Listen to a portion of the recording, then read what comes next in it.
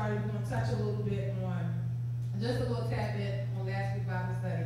Then Pastor Glen had some information about the prophet. We're going to go back to some of the order that was set in ministry. But I wanted to ask anybody if they had any questions. I think questions or statements or anything to that effect. If you have any questions from last Bible study, because a lot of times what happens after Bible study, people will come and ask us questions, and I think questions are good for other people who may be going through the same thing. So anybody got any questions they want to ask? And we want all the preachers that if you have a word for the questions, give it then. Don't come preach to me afterward. But we want to hear, everybody needs to hear what you have to say. So if you have any questions, anybody got any questions? Or statements? Have questions or statements? Come on. You have a statement or a question?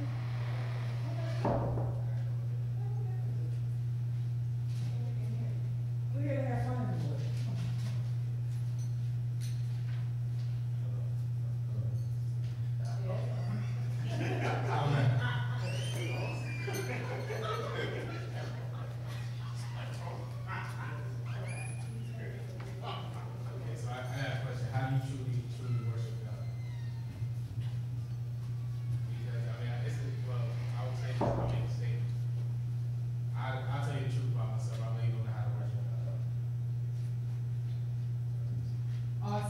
Thank God for his honesty, because there's a lot of people who sit in church who don't know how to worship God in spirit and in truth, but they won't say it.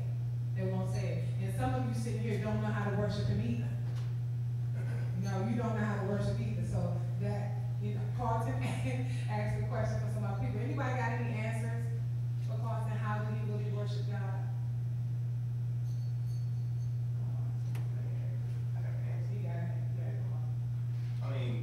Well, the religious answer would be like, you have legs and arms, thank God. You know what I'm saying? That you're walking, breathing, and woke you up.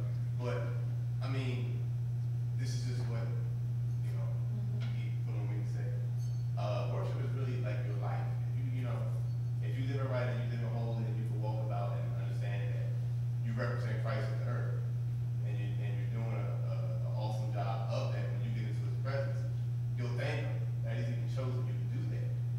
And that worship will be,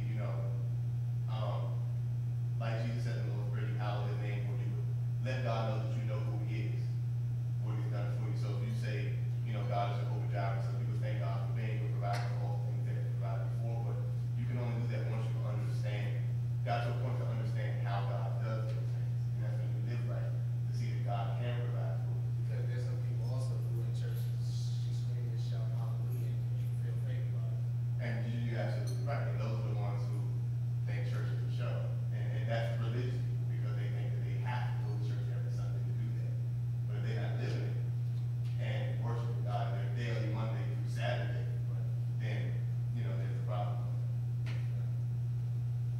Okay, so let me ask you a question. If you can't worship God, what is it in your life that you are worshiping? Yeah, what are you worshiping something? It is. What's in your life that you are worshiping? What do you give attention to? What do you like to do? You're worshiping something.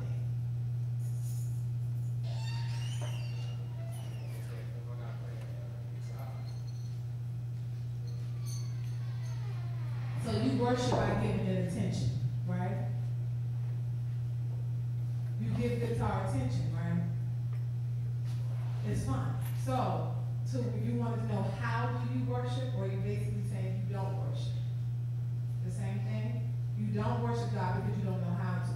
It's like I said before, it's like I talk to him, I let him know what's going on my everyday basis. But you're talking to him, but is he talking back, and can you hear him if he is speaking? Once in a while?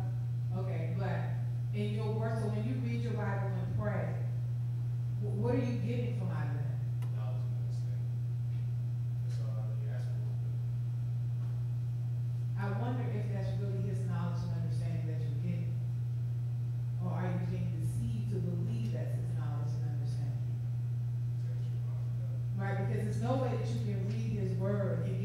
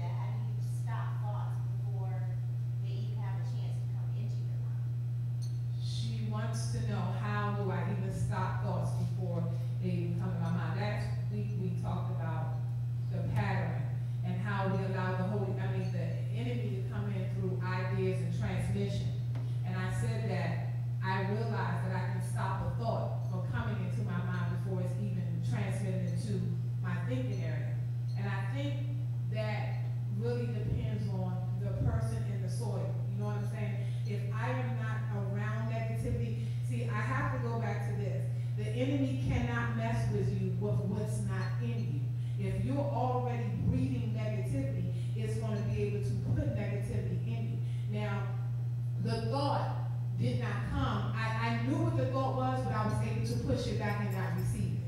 You know what I'm saying? So a lot of times, the thought will come, and we'll just have to keep playing it over and over and over and over in our mind. The next thing you know, we're saying to ourselves, I'm pushing this thought back, when you really not, you already have allowed it to enter into your mind. When you really, because the truth of the matter is, what the enemy is trying to implant in your head, you really want to think that. You really want to think it. So a lot of times, we're blaming stuff on the devil that's not really the devil, it's us, it's in us. So we really want to have a reason, or we really want to think something, because if you don't want to believe something, you're not going to believe it. It's just that simple.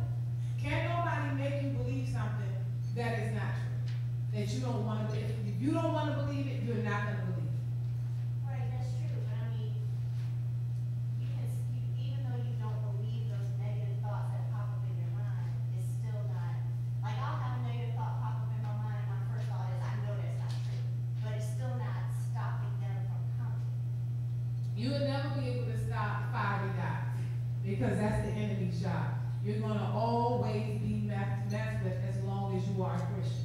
Always. So you're trying to stop what's natural happening, but again, I go back to the vessel. They're going to come. It's just what happens to you when they do come. If that makes any sense. Anybody else got anything they can add to that? Yes, we got to do purple.